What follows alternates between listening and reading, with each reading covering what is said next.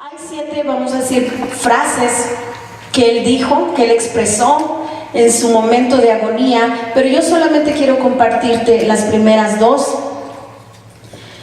Y yo creo que las últimas palabras de Jesús jamás van a perder su fuerza ni su valor. Tienen eco y tienen vigencia hasta el día de hoy. Y en su misericordia nosotros somos alcanzados. Tú y yo somos alcanzados y bendecidos por esas palabras, palabras de gracia, palabras de poder que van a trascender por siempre. Así que la primera palabra que Jesús y yo quiero compartirte, Él habló del perdón. Cuando Él exclamó y dijo, Padre, perdónalos, dice Lucas 23:34, ahí va a aparecer. La primera palabra es perdonar. Si usted tiene su guía, escriba ahí la palabra perdonar. Se dice fácil, pero el perdón no es nada sencillo. Dijo, Padre, perdónalos porque no saben lo que hacen. El lema de Jesús siempre fue orar por sus enemigos. Él decía que no había ninguna virtud en amar a tus amigos, porque esto es natural, porque esto es normal. Yo me junto con los que me caen bien, esa es la naturaleza de nosotros, pero la naturaleza de Jesús era amar y orar por tus enemigos. Ahí sí hay virtud, ahí sí se expresa el amor de Él. Por lo tanto, Él expresa su amor en lugar de ira. Él no estaba enojado porque iba a la cruz. Él todavía elevó esta oración para interceder por las personas que aún le estaban haciendo daño a su cuerpo. Ahora, yo sé que los que estaban ahí tratando de matar a Jesús ignoraban, pero sabes que el pecador no es justificado por su ignorancia. Sabían que lo que estaban haciendo escarnio de Jesús, estaban haciendo, sabían que lo que hacían no era correcto, porque lo estaban crucificando, porque lo estaban poniendo en una posición que solamente los malhechores o los peores criminales ocupaban la cruz, y Jesús estaba ahí. Él estaba cargando encima todos los pecados de nosotros. Todos los pecados que se han cometido y que se van a seguir cometiendo, Jesús los llevó. Por eso había tanto dolor en su corazón. Había tristeza, había dolor, y por eso elevó esta oración. Padre, perdónalos, no saben lo que hacen. El perdón es la acción. Escucha bien lo que dice la definición de perdón.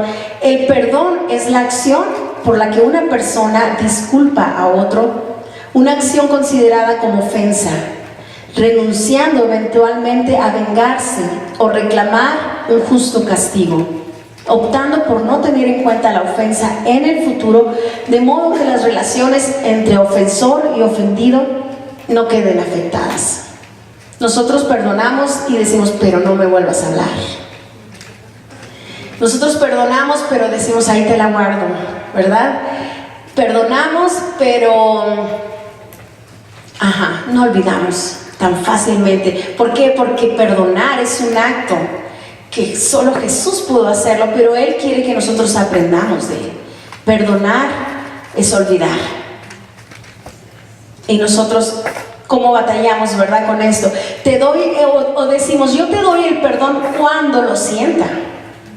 ¿Y si nunca lo sientes? Y si cada vez que ves a la persona te llenas de ira, de coraje y recuerdas todo lo que esa persona te hizo, nunca lo vas a sentir. Entonces, el perdón, Jesús nos otorga este perdón desde la cruz. En Jesús crucificado caben todos los hombres, toda la miseria, todo el sufrimiento humano que pueda existir. Ahí cabe en ese Jesús crucificado. Están en Él. En ese momento de abandono, en la muerte, Jesús perdona a sus verdugos. Muestra la perfección del amor y nos enseña a hacer lo mismo. Por eso ser cristiano no es fácil, ¿verdad? No es fácil porque tenemos que hacer lo que Jesús hizo. Es perdonar cualquier ofensa. Por más grande que sea la herida que llevamos en nuestro corazón, por más grande que sea la ofensa, tenemos que aprender a perdonar. Jesús nos enseña que si no perdonamos a nuestros ofensores, nosotros tampoco alcanzaremos el perdón por nuestras ofensas. Dice su palabra, os digo que hasta 70 veces 7 tenemos que perdonar. Jesús tuvo la capacidad de perdonar y Él espera lo mismo de mí. Esa fue la primera frase que Jesús exclamó desde la cruz. Dijo, Padre, perdónalos, porque no saben lo que hacen. Y la segunda frase o la segunda palabra que yo quiero que tú escribas en el número 2 fue salvar. Salvar. Él dijo en Lucas 23:43,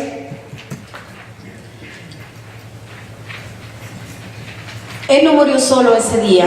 Había 2 ladrones a sus lados. Uno de ellos todavía se burló, ¿verdad?, de él y le dijo, sálvate a ti mismo. Si tú eres el Hijo de Dios, si tú tienes el poder para hacerlo, sálvate a ti mismo. Sin embargo, el otro le dijo que se acordara de él. Cuando vengas en tu reino, acuérdate de mí. Y Jesús le dice a este hombre, de cierto te digo que hoy estarás conmigo en el paraíso. La palabra salvación es cuando encontramos a Jesús en la cruz. Esas palabras dan esperanza a aquella persona que también fue crucificada, pero tenía la diferencia entre estos 2 hombres es que había un corazón arrepentido, había un corazón quebrantado, había un corazón que no quería morir, sabía que en su condición, por supuesto que iba a morir, pero él quería una esperanza y Jesús en ese momento le dio una esperanza. No le dijo algún día, le dijo, hoy mismo estarás conmigo en el paraíso. Y en el mismo umbral de la muerte, cualquier persona que se arrepiente puede experimentar la salvación.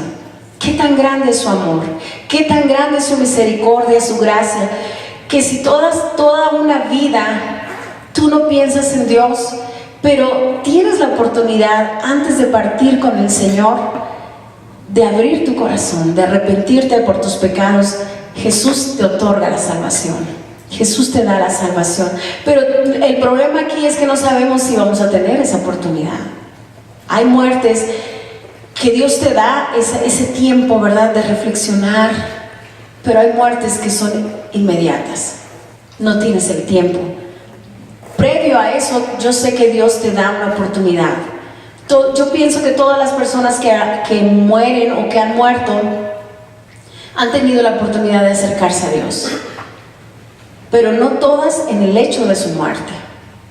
Así que no tenemos, ¿verdad?, el futuro comprado, no tenemos el día de mañana, ni siquiera lo tenemos seguro. Por eso es que hoy es el día en que Dios quiere que tú y yo nos acerquemos a Él y Él nos da la salvación. ¿Qué vio Jesús en este ladrón arrepentido?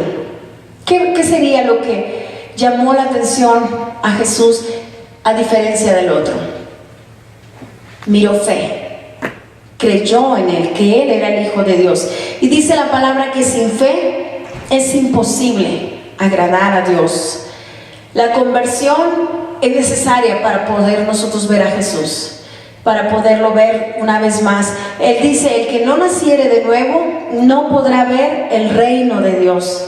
¿Qué necesitamos para ser salvos? ¿Salvos de qué?, preguntaba el hermano Ramón la vez pasada. Salvos de la ira, ¿verdad?, de Dios. Salvos del sufrimiento eterno. ¿Qué necesitamos para ser salvos? Mira, la tradición te impone muchas condiciones para poder ser salvo. Cuando dice la Biblia que por gracia sois salvos. Antier, cuando salimos, vimos a muchas personas por la carretera que iban caminando hacia un lugar, pagando algo que tenían que hacer, ¿verdad?, un sacrificio que había que hacer para alcanzar algo, o algo que ofrecerle a Dios. Dios no quiere tus sacrificios. Dice la palabra que la salvación es un regalo. Solamente tienes que tomarlo, solamente tienes que creer, solamente tienes que decirle, Jesús, entra en mi corazón y tú eres salvo. Y esto es por fe. Dios quiere que tú seas salvo por fe. cree en Jesús y serás salvo tú y toda tu casa, dice su palabra. La salvación se da cuando hay un corazón genuino, cuando hay un corazón arrepentido. Dice la palabra también que el que no fuera como niño no podrá ser salvo. Efesios 2, 8 y 9 dice: porque por gracia sois salvos mediante la fe, y esto no procede de ustedes, sino es un regalo de Dios, y no por obras, para que nadie se gloríe.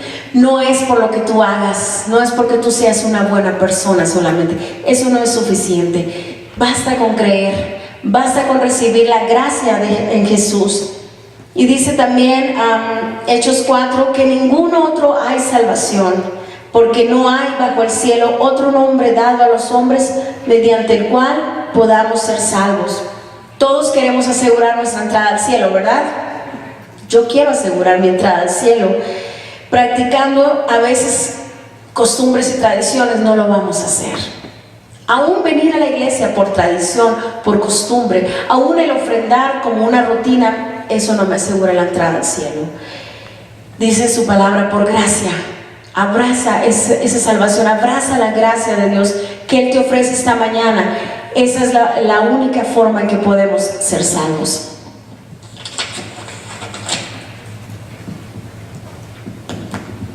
Que el Señor les bendiga.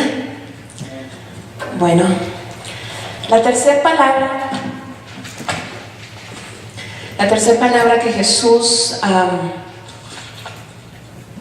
exclamó en la cruz, que es el número 3, es encargar, ¿ok? Dice Juan 19, 26 al 27, dice: cuando vio Jesús a su madre y al discípulo a quien él amaba, que estaba presente, dijo a su madre: mujer, he aquí tu hijo. Después dijo al discípulo: he aquí tu madre. Y desde aquella hora el discípulo la recibió en su casa, ¿ok? En esta tercera palabra vemos el lado de hijo de Jesús, de hijo terrenal, ¿verdad? Jesús estaba siendo crucificado y él sabía que su tiempo había llegado. Él sabía que iba a morir, pero que iba a ascender al cielo. Pero en la tierra sabemos que él tenía una familia. Él tenía una mamá, tenía hermanos, hermanas. La Biblia no habla mucho de cuándo, de su papá. Pienso que para ese tiempo su papá ya había muerto. No dice cuándo murió, si Jesús era un adolescente o ya era un joven. Pero el hecho de que su mamá quedara desamparada, quedara sola, es algo que inquietaba a Jesús. Creo que esto nos da una enseñanza a nosotros como hijos. Aún Jesús en su dolor, Jesús en su agonía, pensó en su mamá, en esa mujer que lo había traído al mundo, que le había cambiado sus pañales, que le había dado su comida, aquella mamá que había cuidado de él. Creo que en estas palabras, cuando Jesús dejó encargada a su mamá con Juan, miren qué interesante. Juan es el único discípulo que no huyó. Todos los discípulos corrieron, se escondieron, huyeron del amigo, del maestro al que seguían, pero Juan no lo hizo. Juan permaneció ahí. Se dice que él era el amado, el discípulo amado. Había una conexión muy especial entre Jesús y él. Y el hecho de que él estuviera ahí al pie de la cruz con María es que, vamos a decirlo así, fue un premio. El hecho de que Jesús le dijera: te encargo a mi mamá, en otras palabras, cuídamela, ve por ella. En aquellos tiempos, una mujer sola, sin marido, sin un apoyo económico, no era nada, no valía, ¿ok? Y Juan sería su hijo adoptivo, el que velaría por ella, ¿verdad? El que iba a proveerle, ¿verdad? No se habla mucho sobre la familia de Jesús, pero en unos capítulos de la Biblia se habla que sus hermanos no estaban de acuerdo con lo que él hacía. Muchas veces los fariseos fueron y le dijeron: hey, ve allá con tu hermano porque anda haciendo cosas locas, cosas fuera de orden, ¿verdad? Diríamos en este tiempo. Y sus hermanos probablemente no le tenían tanto afecto. No le tenían tanto afecto a Jesús. No sé si a lo mejor tenían envidia, no lo sabemos. Pero el hecho de que Jesús era el primogénito, era el hijo mayor, él sentía la responsabilidad. El lado de hijo terrenal le decía a Jesús: no puedo irme sin dejar encargada a mi mamá. ¿Okay? El siguiente punto, la cuarta palabra que esta mañana quiero compartir, es experimentar soledad. Puedes poner ahí.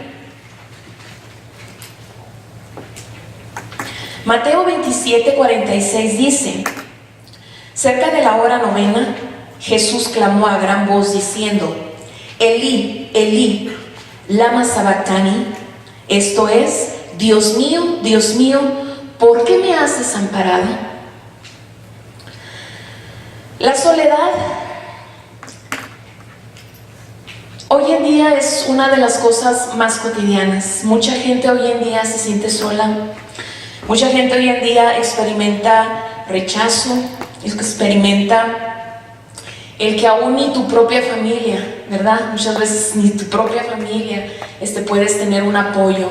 Te hacen un lado, se siente marginada la gente. Jesús experimentó soledad. Y usted dirá: pero ¿cómo, si él era el Hijo de Dios? O sea, el que estaba sentado en el trono, el que tenía millones de ángeles, el que adoraban día y noche, ¿cómo se iba a sentir solo Jesús? Jesús experimentó soledad para enseñarnos que en nuestros momentos Él también sintió, Él también experimentó. Cuando tú te sientas solo, recuerda que Jesús también sintió soledad. ¿Qué pasó en estos momentos? Dice que cuando llegó la hora novena, hablando en español, sería más o menos cerca de las 3 de la tarde, Él sintió como su papá ya no estaba ahí. En esos momentos en que todo el pecado, toda la suciedad, todos los homicidios, las violaciones, las mentiras, todo lo más vil, todo lo más menospreciado de la vida, todo el pecado estaba siendo cargado por un hombre. Y en esos momentos Jesús tuvo que voltear su rostro, Dios tuvo que voltear su rostro de Jesús, porque Dios es santo, porque Dios es puro, y Él no podía mirar el pecado, mirar a Jesús en esa condición. Y Él volteó su rostro y Jesús supo. Y Jesús exclamó: ¿por qué me has desamparado? ¿Por qué? Y era porque Él estaba llevando nuestros pecados, estaba llevando los pecados de la gente antes de Jesús, de la gente que estaba viviendo en esa época, pero también estaba pensando en ti y en mí. En aquellas cosas que iban a lastimar el corazón de Dios, estaban siendo cargadas en Jesús. Jesús experimentó la soledad para que tú y yo hoy podamos saber que Él siempre va a estar con nosotros, que Jesús siempre va a estar con nosotros. Que cuando digas: me siento solo, me siento sola, no te sientes así. Él está contigo. El Salmo 27 es un salmo que me gusta mucho y dice: el Señor es mi luz y mi salvación, ¿a quién temeré? El Señor me protege del peligro, ¿a quién podrá amedrentarme? Cuando los malvados se lancen a destruirme, tropezarán y caerán. Sí, aunque un poderoso ejército marche contra mí, mi corazón no abrigará temor. Aunque ellos me ataquen, confío en Dios. Creo que cada cosa que Jesús pasó en la cruz, nosotros ahora podemos ¿cómo se puede decir? Él lo sufrió para que nosotros no volvamos a pesarlo nunca. Si Él sufrió soledad, es para que tú hoy en día no te sientas solo más. Para que tú hoy en día puedas saber que Él está contigo, está tan cerca como una oración, está tan cerca como solo decirle: Dios, te necesito. Jesús, en esos últimos momentos, creo que sus palabras las dijo con la intención de que muchos años después íbamos a leerlas y íbamos a aprender. Así que en esta mañana, estas son las dos palabras que yo quería compartir contigo. Dios les bendiga.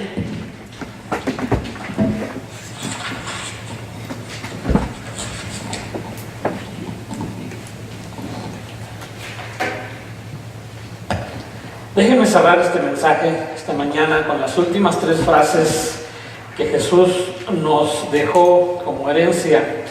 Y como hemos visto, cada una de estas cosas que se ha hablado esta mañana tienen que ver con cosas de la vida diaria, son cosas cotidianas: el perdón, la salvación, el cuidado, la soledad, y son experiencias que Él vivió y que Él expresó verbalmente, alguna de ellas.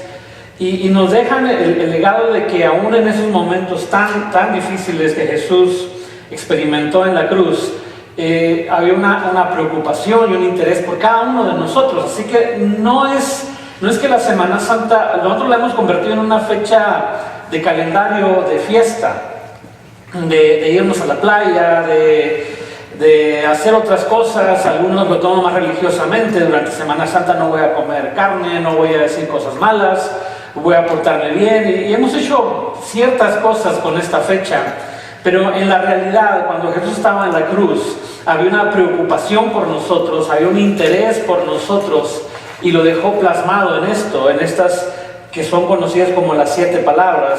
Y la número 5 habla del sufrimiento que Él experimentó en la cruz, para que tú y yo aprendiéramos que aunque a veces vamos a sufrir, hay una solución. Que aunque a veces hay situaciones difíciles, también hay una puerta que se abre para que tú y yo podamos pasar por ahí. O que Él está preocupado por tu sufrimiento y no quiere verte sufrir. Juan 19:28 dice: después de esto, sabiendo Jesús que ya todo estaba consumado, dijo, para que la escritura se cumpliese: tengo sed.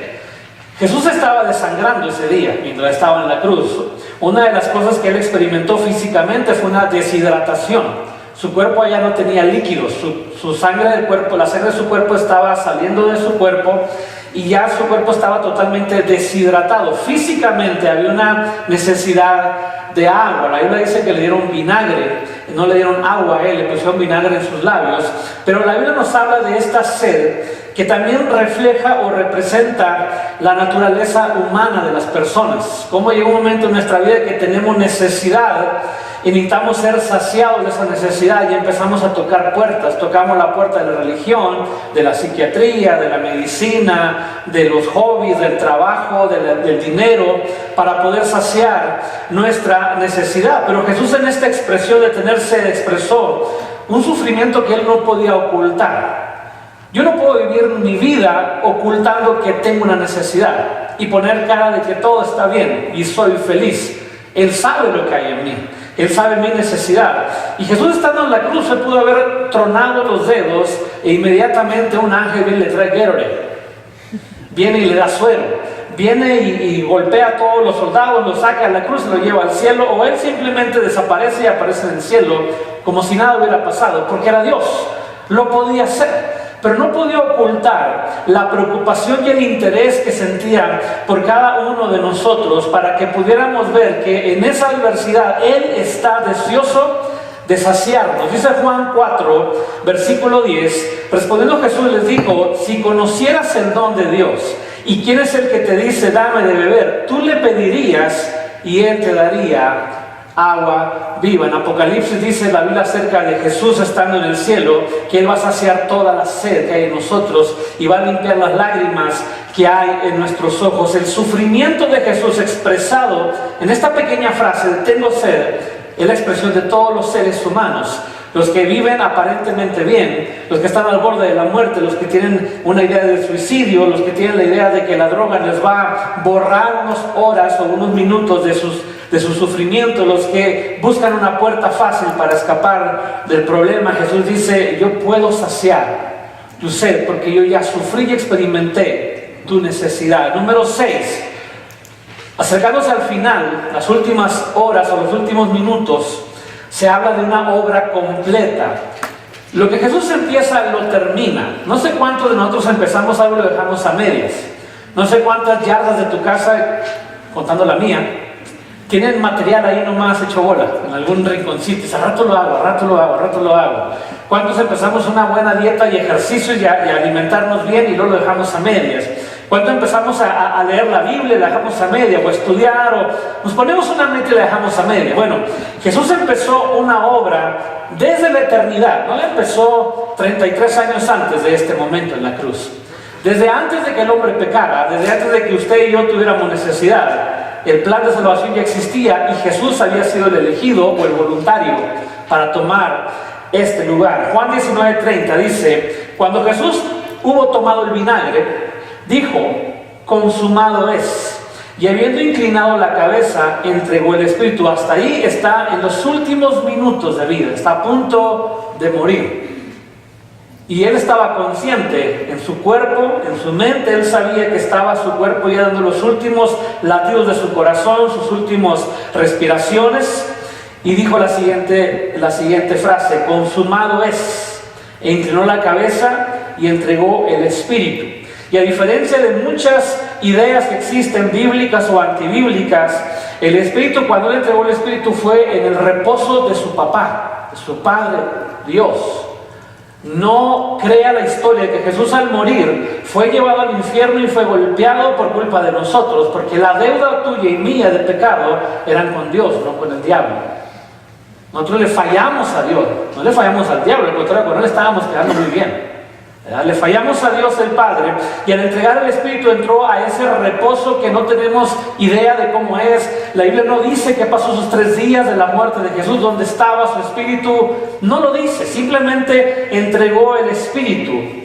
Y estos 3 años y medio que él vivió, que él trabajó de ministerio, fueron completados en esas últimas palabras: se logró, la meta se cumplió, llegamos al final, cruzamos la meta, llegamos a la cumbre, hemos conquistado la vida sobre la muerte. Y en el Calvario, allí el antiguo pacto de la ley que nos condenaba, porque la ley tiene una función: condenarnos.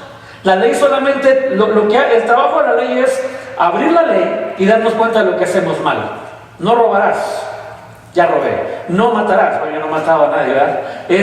No harás esto, no mentirás, no harás esto, no harás aquello o esta otra cosa. La ley tiene una función: nos desnuda delante de Dios para mostrar nuestra necesidad. Y en ese momento, cuando dijo consumado es, esa ley terminó su función y empezó una nueva un nuevo pacto, una nueva ley, bueno, no ley, una nueva forma de trato entre Dios y nosotros, llamado la gracia, el pacto de la gracia, en el que Él nos otorga el regalo. Ahorita lo dijo mi esposa, es un regalo la salvación. Yo no puedo hacer nada para ganar la salvación, es un obsequio que Él me da. Mi único trabajo es creer en eso. Y número 7 y último, Él muere y entregó el Espíritu. En la cruz Él dio su último suspiro y murió. En Lucas 23:46 dice: entonces Jesús, clamando a gran voz, dijo: Padre, en tus manos encomiendo mi espíritu. Y habiendo dicho esto, expiró. El ser Jesús no impidió que Él muriera. Él nació humano y Él murió humano. Él experimentó todo lo que tú y yo vivimos como seres humanos. No hubo una sola cosa: un dolor de cabeza, una jaqueca, el sudor, el cansancio, el hambre, el insomnio.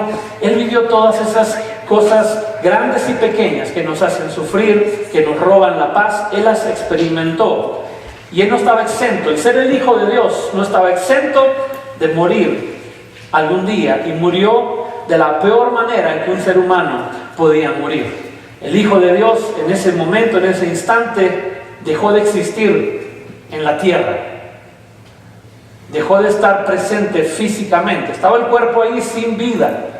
La Biblia habla de que su corazón explotó, se reventó del dolor, se reventó de la carga de pecado que Él estaba llevando por cada uno de nosotros. Pero sin esa muerte, el pecado seguirá teniendo poder sobre nosotros. Sin esa muerte, seguiríamos muertos en nuestros delitos y pecados. Jesús fue el Cordero elegido o voluntario o escogido desde la eternidad. Usted sabe, el pueblo de Israel tenía esta costumbre de sacrificar corderos o animales como ofrendas delante de Dios, pero Jesús fue el humano Cordero elegido para morir por nosotros. 1 de Pedro 1, 19, 20 dice: sino con la sangre preciosa de Cristo, como de un cordero sin mancha y sin contaminación, ya destinado desde antes de la fundación del mundo, pero manifestado en los postreros tiempos por amor de vosotros, por amor a usted y a mí. Él decidió ser el cordero elegido, sacrificado,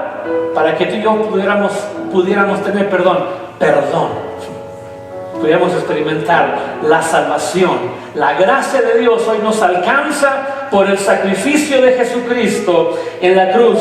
Cientos de muertes había existido antes de Jesús en la cruz, y hubo cientos de muertes probablemente después de Jesús en la cruz, pero esta muerte fue diferente a las demás. No estaba cualquier persona muriendo. Morían delincuentes, violadores, asesinos.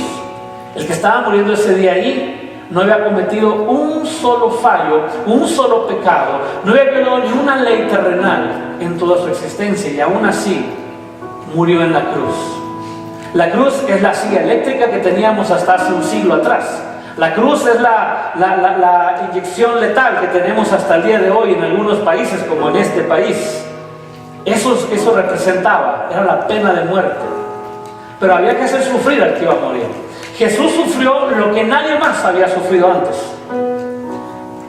Lo que él experimentó previo a la cruz, ni un delincuente. Ellos simplemente estaban en la prisión, eran sacados y crucificados. No, Jesús vivió horas previas de tortura. Se violaron leyes y leyes y leyes en contra de él. Legalmente hay un libro que habla de esto. Se violaron decenas de beneficios que tiene el mismo delincuente en la cárcel. A él no se las respetaron, lo torturaron, lo golpearon, lo ofendieron, trataron de humillarlo, y aún así él dice que él exhibió el pecado en la cruz. Él tomó todo lo que estaba en contra nuestra y lo humilló en la cruz, porque él fue el elegido. Solamente él podía hacer eso. Jesús quitó y puede quitar el pecado de tu vida. Juan 1:29 dice: el siguiente día vio Juan a Jesús que venía a él, el día que fue bautizado, y dijo: he aquí el Cordero de Dios que quita el pecado del mundo.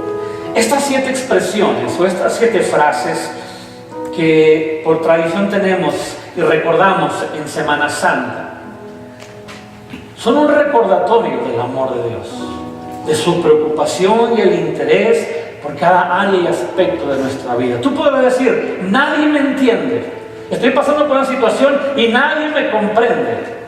Jesús te comprende. El Jesús que está ahorita sentado en el trono es maravilloso, y le cantamos y le adoramos, pero este Jesús que estuvo en la tierra es el que yo necesito, porque yo sigo estando aquí en la tierra. Y aquí me da una muestra más. En los momentos más difíciles de su vida no pensó en él, porque si hubiera pensado en él, con un tronido de dedos se acaba todo. Era el Hijo de Dios, tenía todo el poder y la autoridad de destruir a la humanidad en un instante, pero en todo momento pensaba en nosotros, pensaba en esta mañana, en esta ciudad, en esta congregación, que algunos de nosotros probablemente al estar aquí tenemos una necesidad. Nos sentimos solos, sedientos, abandonados, nos sentimos con carga de pecado, porque hay que reconocer, el pecado se reconoce. Nadie puede decir a mí que yo soy pecador, eso no surte ningún efecto, hasta que yo reconozco que soy pecador y necesito la salvación y el agua que me da vida. Y esta mañana recordamos esta experiencia tan contradictoria, porque la imagen de la cruz es grotesca, es vergonzosa. La Biblia dice en Isaías: le veremos sin hermosura. Y Jesús no era hermoso en la cruz. Su cuerpo estaba deformado, su rostro estaba inflamado, estaba deshidratado, estaba empapado en sangre. Es una imagen muy difícil de poder aguantar a la vista. Y a la misma vez es la belleza de la cruz, porque sin eso no hay salvación. Sin eso tú puedes hacer todas las mandas que quieres, sin eso tú puedes hacer todos los esfuerzos que quieras, sin eso tú puedes gastar todo el dinero que quieras para ser feliz, y al final no lo vamos a lograr. Jesús es el regalo de Dios para nosotros. Él está vivo por voluntad propia. Nadie oró por Él para sacarlo de la tumba. Él dice: yo doy mi vida y yo la vuelvo a tomar. Esa es la autoridad de nuestro Salvador, al que le cantamos cada domingo y con el que debemos convivir cada semana. Para eso existió este momento, estas horas en la cruz. Y esta mañana yo quiero pedirte que te pongas de pie.